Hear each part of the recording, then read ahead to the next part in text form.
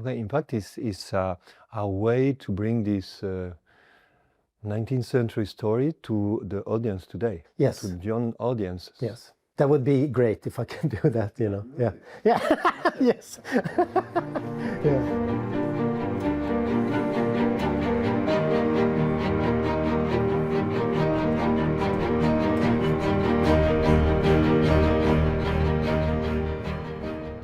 So Johan, it's not our first collaboration with the dancers of Paris Opera, because you came like in 2024. We did in past, was when we met. At the beginning, you told me that it was easier for you to start the first collaboration with some existing work. Yes. So how was this experience to come for the first time with Impasse? For me, it was a really nice experience. First of all, I felt immediately welcomed. I felt I could connect with the dancers very, very quickly, and I could also feel their enthusiasm or their hunger, you know, to meet this sort of work. So and it was also very nice to get to know the house a bit, how it works, in order to, yes, now in the near future to come with the creation. Mm-hmm. So I feel a little bit more emotionally at ease. Uh-huh. Yeah. So it's a bigger project now, it's a big title, a full length, yeah, and a new work. So you will also discover new dancers, because you work with like 25 dancers like time. Yes. Maybe you will have dancers like, I don't know, more with less experience working with contemporary choreographers. Yes. And it's a new piece for us. So you will look back to your training at the Royal Swedish Ballet, maybe, yes, some Entre Chaque Quatre, Grand Jeté. You will put inside, or what do you expect from our dancers? No, I think I will stay loyal to who I am, and I'm not going to use point shoes or make any sort of choreographic language flirts with the classical. Although I do see myself as a sort of neoclassical choreographer. I don't think I'm super modern, but I see the necessity of having a good classical base, but having a coordination and a freedom and a strength in order to do my work. Mm-hmm. Mm-hmm. And we talk about the title. Finally, it was Giselle. You did a Swan Lake from the Ballet Dresden, no? Yes. There is a connection, nothing to see with the fact that you did another big classical ballet in a contemporary version? I don't know if I'm going to chase all the classical titles, but I did the Swan Lake in Dresden, and I also did the Carmen in For You in Compagnia Nacional. And I've done a Peer Gynt in Basel. So of course these are not big classical titles, but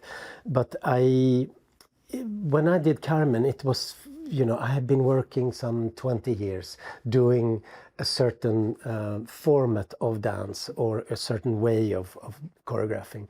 And when I embarked on Carmen, it really opened up a new sort of world for me that I got really, intrigued by.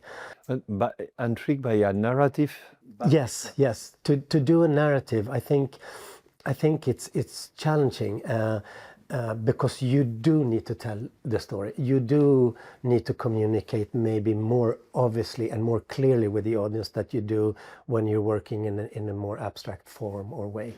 So, and that is a big challenge as to how to tell the narrative without it getting flat and too descriptive, or so this is my big challenge and inspiration to do this sort of work, is trying to really see who am I telling these narratives, how can the narrative be told in a different physical way, you know. So this is constant questions that I have with myself. And how about Giselle? Because we have, you know, the classical version. Yes. We dance here for centuries. Yes. Yeah. Even we have the Alicia Alonso version, who is also classical. Okay. We perform in 1992 the Matzek version Yes. of Giselle. Yeah. So now we have a new one. We will have a new one. Yes. What do you want to tell with this new Giselle? I would like a young person to be able to go into the theater and sit down and see this show and be able to identify him or herself as to what's being told.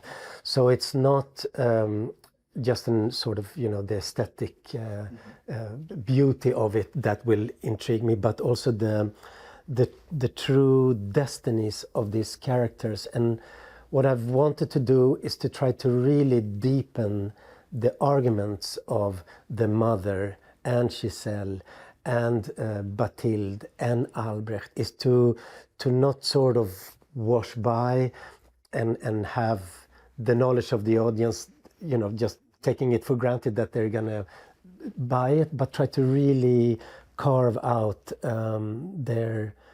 those characters. So in fact, it's like to go deeper in in each one of the characters. Yes. Yeah. Uh-huh. And what about the groups? What about the Willis in the second act? No Willis. I understood that it was a kind of dark society. Yes. Led by Giselle's mother. Exactly. I see the first act as an illusion, as like a perfect world, something that the mother wants Giselle to be, like this and that. And I think the second act is sort of a harsher reality. It's where you're going to be judged and where lots of different opinions is going to be taken upon you as Giselle, your actions, the mother's actions, Hilarion's or Albrecht's actions. So there are sort of Willis, but they're not dead ghosts. They are more real people being manipulated by the revengeful mother that wants to get her revenge for hurting her daughter. So it's a bit like, today in social media you can so easily like or dislike or have this opinion and that opinion. It's a little bit like that. There's people that are maybe lost, easily manipulated, and just will take a stance and attack someone. Okay, in fact, it's a way to bring this 19th century story to the audience today. Yes. To young audiences. Yes. That would be great if I can do that, Yeah. Yes. Yeah. No, that would be lovely. If I can, like I said, if I can see a young person saying, yeah, this is I identify. I can see myself in that. Because the story is really about Giselle navigating love. Navigating love from her mother, who's overprotective, from Hilarion, that is just a friend but wants more, Albrecht, that she just falls in love, the oppression of the community and the judgment. So it's navigating all these things and coming of age and finding your own peace and your own way of being, And what about set and costumes? Because I understood that the costume, you have a small influence of the 50s, a little bit, but the set are more abstract. Yes. Yeah. I wanted the first act to somehow represent a landscape, because I've tried to stay loyal in a way to Giselle and its story. I just want to transform it and deepen it, but a lot of the decisions we have taken are in fact they're not groundbreaking. It's not like we're changing the story completely. In the first act in Giselle, you are in the countryside, no? You have the farmers, and Giselle is a farmer's, peasant girl, and, Albrecht coming of another sort of societal status. And that I wanted to keep. So I have made a set with sort of wooden, they look like wooden half moons that I put together that for me represent a landscape or something that will hold them together. And in the second act, I tilt these pieces to create, and also the color changes of them, to create something more, something harsher, something more complex. And we don't have this idea of white costume for the second act, like in traditional Giselle. We, because we were almost, we've been flirting with a lot of ideas. I don't think if it's going to be like that, I might say too much, but they make Hilarion dance to death, or they want Albert to dance to death.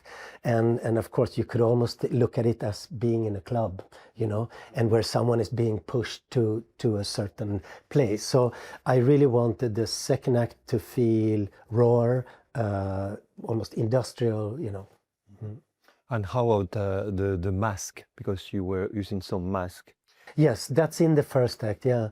We were thinking that when you watch the first act, that you sort of, you see these characters, but you can also see that something is just a little bit off, a little bit like David Lynch. We wanted to have the first act feel a little bit constructed, feel a little bit like it's something, the mother wants to enforce, something that she wants to enforce on her kid. This is what I expect of you. This is, so it's a little bit strained, or and then Giselle not wearing the mask in the beginning, but as she meets Albrecht, then she will accept her the expectations of her, of what the mother expects of her, and also put the mask on in order to sort of blend in, and in a sense losing yourself, because I see Giselle as a very, very free spirit, almost like a tomboy, someone that is out in the field and playing, and and does not want to become this established. Okay. And what about the music? Because at the beginning we talk about like to use the traditional music. Yes. Finally, you will just use at the beginning like a kind of remembering of Giselle. Yes. Yeah. So I will use parts of the original music in a scene that is a prologue, where we actually see Giselle as an older, wise, loving person, good within herself, and then slowly we move back to the beginning of the piece and we explain her story. So this is the idea, and in that part we will play some of the original music. No, I listened to the music from Adams. And I wasn't. It didn't take me. So I felt if I was gonna do a Giselle, that we needed to find music that would represent this vision a little bit better. It's interesting to have a new version of Giselle, because in one point we are always presenting a traditional version of Giselle. Yeah. We danced the Matzek Giselle for like 10 years, 12 years. Yeah. We are not doing that anymore. Mm. So in fact, Giselle is, for our audience, is a big title. Yeah. And it's something, even we can do the classical Giselle every season. And everyone will come, and it's like everyone expect the real Giselle. So it's so interesting for me to see the reaction of the audience when they come to see another Giselle. Yeah. We need to do a real work in communication. Absolutely. Because they need to understand that it's another thing. Yes. And we will see what's happened. Yeah. The reaction. No. Yeah. Because we need to be clear with this. But how was Mats' version received here? It was very well. Yeah. We did it even one point we were performing a classical Giselle on Monday, on Tuesday Matzek, on Wednesday the other one. Nice. So people were able to see the two version. I have something very funny. I came once to see the Matzek Giselle when I wasn't performing, and just behind side to me, there are two old women, like they came, and one tell to the other, I don't remember that like this, and the other was, but where are the tutus? Say, no, it's in the second act. It's in the second act. So they were waiting. Second act start with a no tutu. Say, oh, I don't remember. It wasn't like this. I am not crazy. No, it wasn't like this. So at the end of the performance, I said, in the masked version is a new version. Oh, I am so happy you tell me that, because I see that I am not crazy. My souvenir was, my memories was completely different. But am I getting senile? Yes. But they were so happy. They told me, we will try to buy now tickets for the other Giselle. Nice. See the other one. Yeah, cool.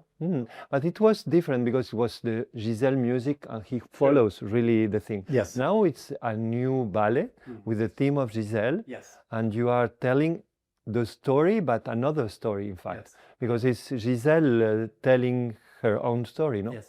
Yeah. And navigating.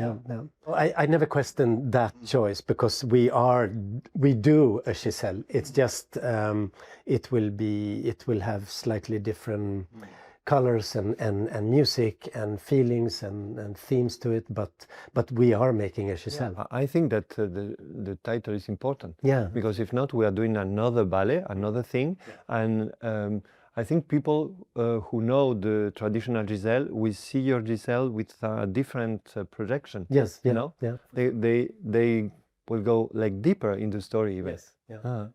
I hope so. Yeah.